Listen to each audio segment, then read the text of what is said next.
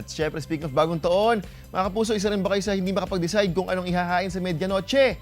Nako, hindi naman kailangang maging komplikado ang ating pagkasalut-saluhan dahil may sagot dyan si Lourdes Burgos ng Vegan City, Ilocos Sur. Ito ang kanyang pork and chicken adobo. Mga antila.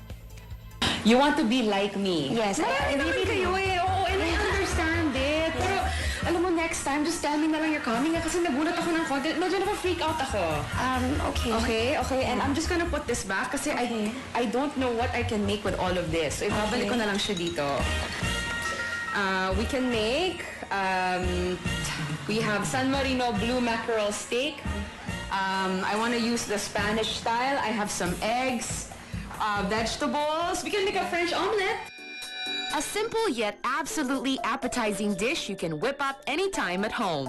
San Marino Blue Mackerel Steak French Omelette. Here's all you need.